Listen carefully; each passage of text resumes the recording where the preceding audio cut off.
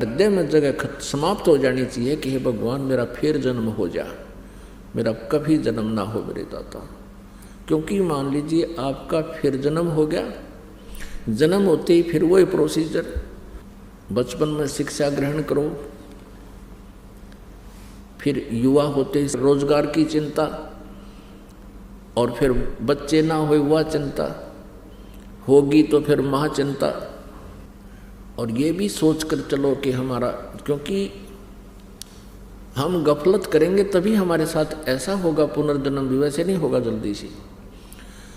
तो ये भी ध्यान रखो कि मन माने फिर अगले जन्म में संतान ना हुई तो दुखी, और हो गए तो महादुखी। कोई मर गया, कोई जीवित रहा है, कोई रोगी, कोई कोढ़ी हो गया। हम देखते हैं एक एक परिवार के ऐसे बच्चे हैं तो जीवन से ही ऐसी स्थिति में है, ना वो मरे हैं ना जीवित हैं। तो कहने का भाव ये है कि इन दुखों को और इस हरहट के कुएं को याद रख कर इस जन्म और मृत्यु से आपको हृदय से नफरत हो जानी चाहिए। एक गलानी बनेगी अंदर में, एक गलानी बनेगी ज्ञान से और भक्ति से, तो फिर आपका पुनर्जन्म नहीं होगा। यहाँ पर आप सीधे सतलोक जाओगे, मर्यादा में रहना होगा, सतभक्ति करते रहना होगा, आखिरी श्वास तक जाप करना है। कबीर परमात्मा कहते हैं अपनी महिमा अपने पाने की विधि आप ही बताते हैं। साईं यूं मत जानियो प्रीत घटे मम चत, मरूं तो तुम सुमृत मरूं और जीवित सुमरूं नित। आप कहते हैं भगवान की भक्ति को, परमात्मा के अंदर आस्था या नकली सी मत लाइयो, एक मजाक मत समझना। कहते साईं यूं मत जानियो प्रीत घटे मम चत, मरूं तो तुम सुमृत मरूं और जीवित सुमरूं नित। तो पुण्यात्मा,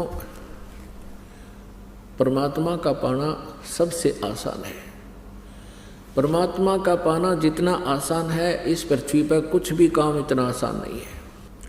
सतलोक में जाना जितना आसान है, बहुत इजी है, लेकिन जो कठिन है वो ये है कि ये विश्वास होना जो ज्ञान दास आपको बता रहा है, ये कठिन है।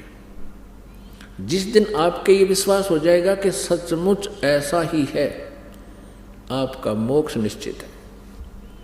और ऐसे वैसे कहने से नहीं, आपको एक पॉइंट पर 6 प्रमाण दिए जाएंगे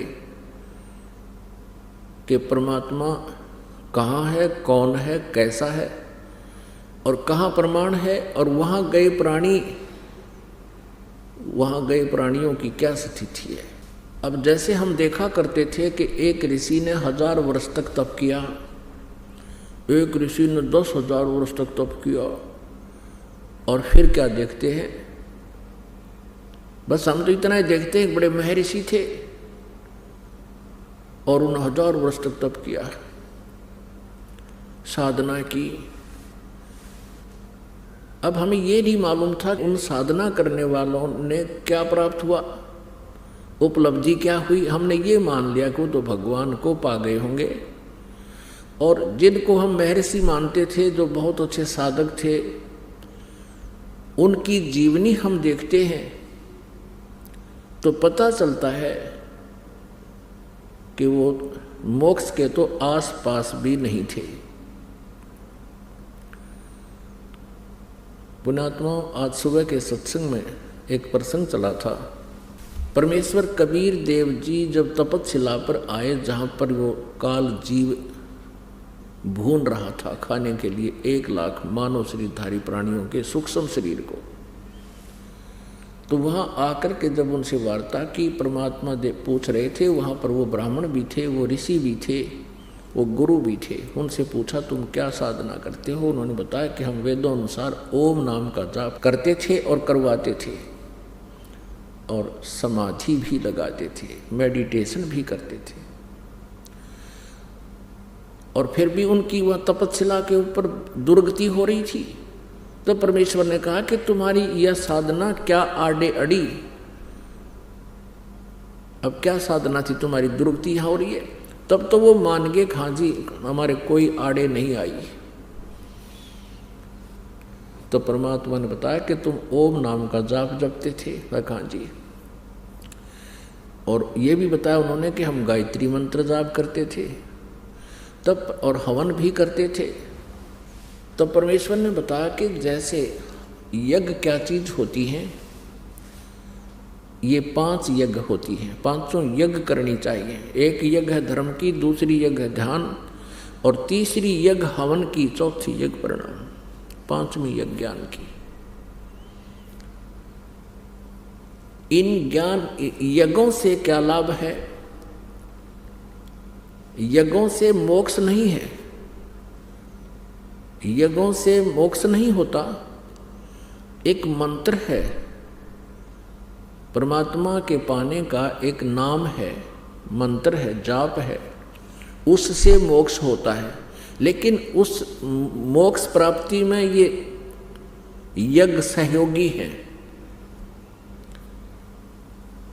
ये यज्ञ सहयोगी हैं। कैसे? जैसे खेत में किसान बीज बीजता है, गेहूं का बीज बीज दिया और खाद और पानी डाला नहीं तो वो बीज व्यर्थ रहेगा। और यदि गेहूं का बीज बीजा नहीं और खाद और पानी डालते रहे, सिंचाई भी करते रहे, तो वो भी व्यर्थ है। गेहूं के बीज के स्थान पर भांग बो दी, गेहूं ना बीज कर, तो और फिर ये 500 यज्ञ करते रहे, अर्थात खाद पानी डालते रहे, तो भी व्यर्थ है। क्योंकि अन्न से हमारा जीवन सुरक्षित है, बच्चों का भी हमारा भी। अब ध्यान से सुनना, ये दास कहना क्या चाहता है। जैसे हमने आम का पौधा बीजना है, आम का पौधा बीज दिया, उसमें खाद और पानी डालते रहे, तो एक दिन वो बड़ा होकर के फलों से लदबद होगा और हमें वो वस्तु उपलब्ध होगी जिसके लिए प्रयत्न किया था। और आम के स्थान पर हमने बबूल आम जान कहे और बबूल का पौधा बो लिया और सिंचाई भी करते रहे, खाद भी डालते रहे, तो वो क्या देगा? आम नहीं लगेंगे, वो बबूल के कांटे ही मिलेंगे। तो कहने का भाव ये है, परमात्मा ने कहा कि तुमने ओम नाम का जाप किया, हवन भी किया, एक यज्ञ किया। वैसे तो 500 यज्ञ करने चाहिए, वैसे दूसरा यज्ञ स्वाध्याय से हो जाता है जिसको ज्ञान यज्ञ कहते हैं। अब परमात्मा बताते हैं कि तुमने प्रयत्न किया लेकिन बबूल का बीज बो लिया, ओम का मंत्र जाप कर दिया, ये बबूल का बीज है। और हवन यज्ञ, धर्म यज्ञ, ये मान ली, ये भी आपने कर ली, खाद पानी भी डाल दिया, तो बबूल का पेड़ पाक गया, आम का बीज बोया नहीं। अर्थ कहने का भाव ये है कि आप जी ने पूर्ण परमात्मा की साधना नहीं की, इस काल ब्रह्म तक की साधना की, या ब्रह्म के पुत्र हैं रजगुण ब्रह्मा, सतगुण विष्णु, तमगुण शिव जी, इन देवताओं की जो पूजा की, इससे तुम्हें मोक्ष नहीं हो सकता। जिस कारण से आप यहाँ तपस्या पर दुखी हो रहे हो और इसके बाद आप कुछ दिन ब्रह्मलोक में रहोगे, क्योंकि ओम नाम के जाप है। उसके बाद आप नरक में भी जाओगे, क्योंकि पूर्ण परमात्मा की जब तक भक्ति हमें नहीं मिलती पूर्ण संत के माध्यम से, तब तक हम अपना वर्क डन ही पाते हैं, किया हुआ कर्म ही प्राप्त होता है। जैसा कर्म करेगा वैसा ही फल यहाँ का भगवान देता है। आपको पुण्य भी मिलेंगे, पुण्यों का फल भी मिलेगा, भक्ति का फल भी मिलेगा। जैसी ओम नाम की जाप आपने किया और कोई पुण्य दान किया, वो भी फल मिलेगा, और साथ में आपने पाप भी भोगने पड़ेंगे। अब यहाँ की व्यवस्था है, यहाँ इस काल के लोक में काल ने हमें इतना विवश कर दिया है कि जैसे यहाँ पर पाप तो अपने आप बिना किए बगैर प्रयत्न के ही होते रहते हैं, और पुण्यों के लिए विशेष प्रयत्न करना पड़ता है, शुभ कर्म के लिए विशेष प्रयत्न करना पड़ता है, और अशुभ अपने आप होते हैं। जैसे खेत के अंदर हमने गेहूं बीजना है तो उसके लिए कितना मेहनत मांगता हो खेत। पहले उसकी गुड़ाई करनी पड़ती है, हल से ट्रैक्टर से उसको संवारना पड़ता है, और फिर उसमें कीमती बीज डालना पड़ता है, फिर सिंचाई और खाद डालना पड़ता है, और तब जा कर के वो कहीं हमें वो कणक यानी गेहूं प्राप्त होता है। और यदि उस खेत में कुछ भी ना डाला, ना बीज बोए ना कुछ पानी डाले, तो अपने आप खरपतवार उसमें अपने आप अड़ंगा उग जाएगा। यहाँ का ऐसा नियम है। जब हम सत साधना करेंगे, परमात्मा की भक्ति करेंगे, तो उसके लिए हमने समय भी डिवोट करना पड़ेगा, और हमने दान भी करने पड़ेंगे, साधना भी करनी पड़ेगी। शुभ कर्मों के लिए तो खूब कमर तोड़ मेहनत करनी पड़ेगी, और अशुभ अपने आप हो जाएंगे।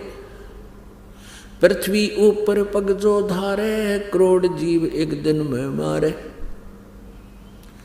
सत्य ब्राह्मण की है हत्या, जो चौका तुम देवो नेता।